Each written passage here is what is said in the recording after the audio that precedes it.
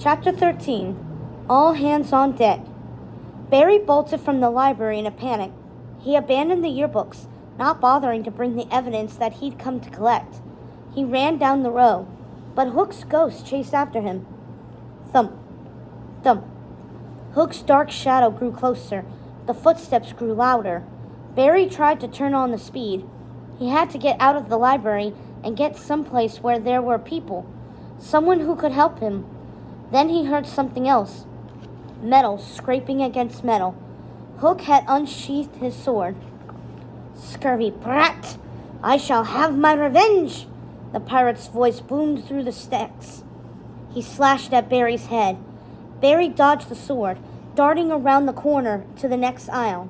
He ran faster, weaving through the stacks. He sprinted for the window. He could see the bright sunlight shining through it. He was almost there. Just one more turn. He bolted down the next row. But Hook's ghost stepped out in front of him, blocking the escape route.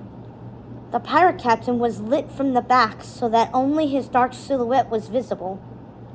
Hook raised his shadowy sword. His voice reverberated through the library. "Blasted kid! I'll make ye walk the plank!" Barry staggered backward, then turned and ran back the way he'd come. He hooked a right, but his road dead-ended at a wall. He was trapped between the tall bookcases. He whipped around in a blind panic. This time, there was no escape. Nowhere to run. Nowhere to hide. Thump. Thump. Hook's ghost advanced on him with his sword raised. For a split second, the sunlight caught on the pirate's other arm, which ended in a bloody stump. Of course, Barry had taken his hook. He felt a surge of guilt. No wonder Captain Hook's ghost wanted revenge on him. Thump, thump. Hook's ghost drew closer, rising over him like a dark shadow. Barry felt his mouth go dry as adrenaline surged through him. The air felt suddenly colder. He shuddered violently, backing away. Desperately, he scanned for a way out. Thump, thump. Barry clawed open his backpack, searching for the hook. Maybe if he gave it back, then the ghost would stop haunting him. His fingers seized on the rusty metal. "Look, Mr. Pirate, Captain, sir," Barry stammered, holding up the hook. "I made a big mistake. I shouldn't have taken it. You can have it back." Still, Hook's ghost advanced on him. Barry backed up even more, his back hitting the wall with a thump. "Please," Barry begged. "Please." That's when he heard another noise coming from above. Tick-tock, tick-tock. It was soft but clearly audible. Barry glanced up at the wall. He was standing under a wall clock, the old-fashioned kind with hands that ticked around the numbers on the face. Tick-tock, tick-tock. He braced himself for Hook's ghost to strike him down with his sword. But when he looked back, the pirate was gone. Barry scrambled through the library window and tumbled out, landing flat in the bushes next to his skateboard with a loud thud. It knocked the wind out of him. Bright sunlight glared down, momentarily blinding him. He struggled to catch his breath and blinked to clear his vision, then skated away from the school in a panic. He didn't know why Hook's ghost had vanished back there. The last thing he remembered was backing up against the wall under the clock. Then, when he turned back, the pirate was gone. But he didn't plan to stick around to find out if Hook was coming back. As he skated away from the school, cutting back toward his cul-de-sac, the horror of what he'd found in the library rushed through him. The school pictures of him as a fifth grader, year after year after year. When he'd made his wish to stay a kid forever, that wasn't what he meant. Even worse, Hook's ghost was still after him and wanted revenge. Clearly, he was growing more impatient too. This time, Hook came after him in broad daylight in a public place. That meant that Barry didn't have much time left. It kept getting worse. He had to find a way to make it stop. He had to reverse his wish. But how was he going to do that? He felt completely alone and lost. Usually, whenever he had a problem, he would talk to Michael and John. They were the Lost Boys. They always helped him, no matter what. Even in his books, the brothers solved mysteries together. They each had different skills and abilities. They needed each other to solve the cases. They couldn't do it alone. That's when Barry realized, I need my friends to help me, even if they don't remember me. Barry cut back through the skate park, but his friends were gone. He hopped on his skateboard, heading for their cul-de-sac. He rode up to Michael's 2-story red brick house, then slipped around back through the backyard, peering through his bedroom window.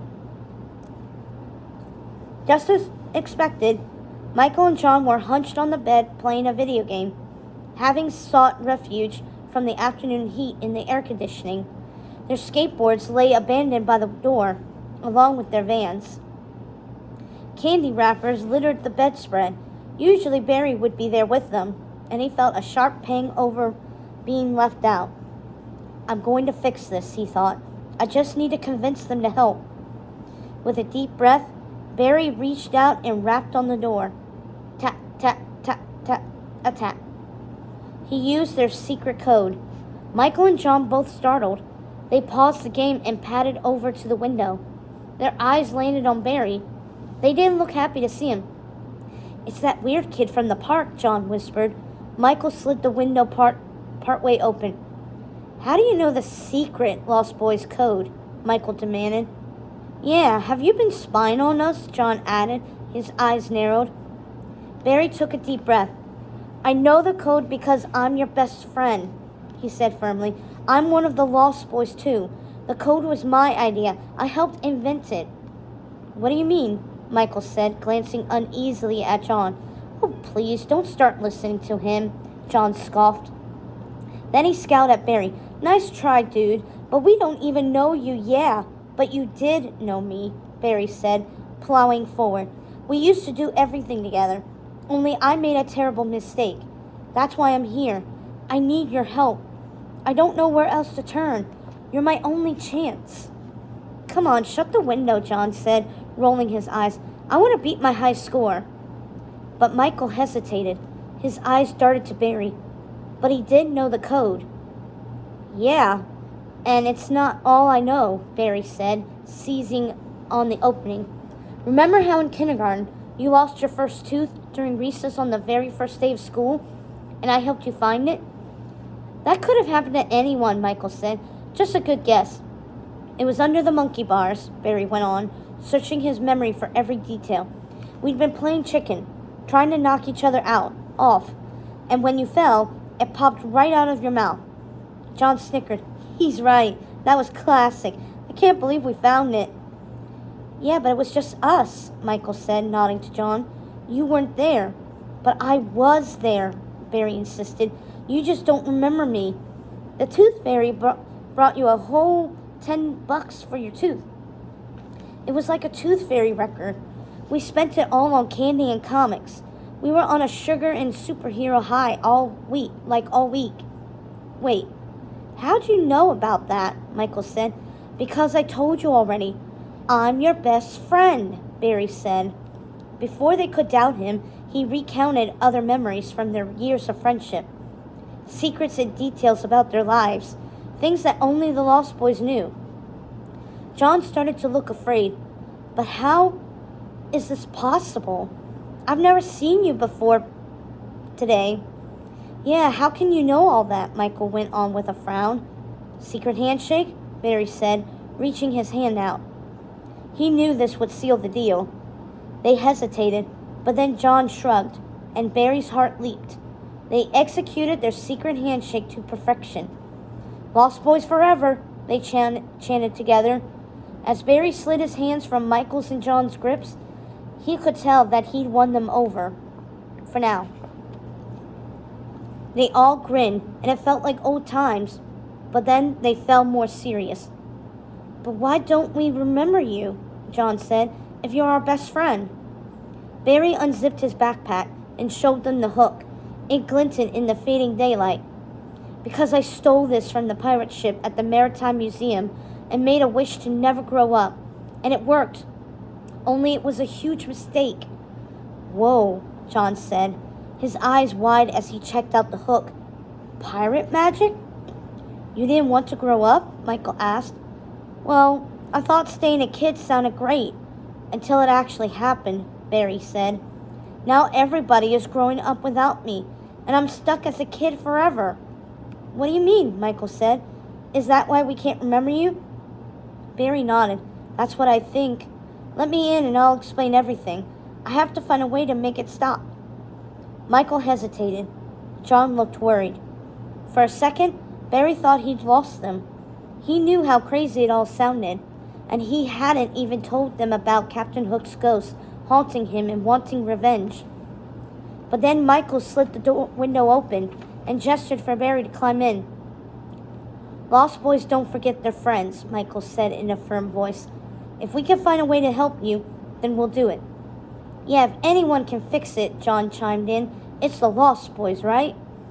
As Barry climbed through the window and joined his friends inside, one thought shot through his head. I just hope it's true.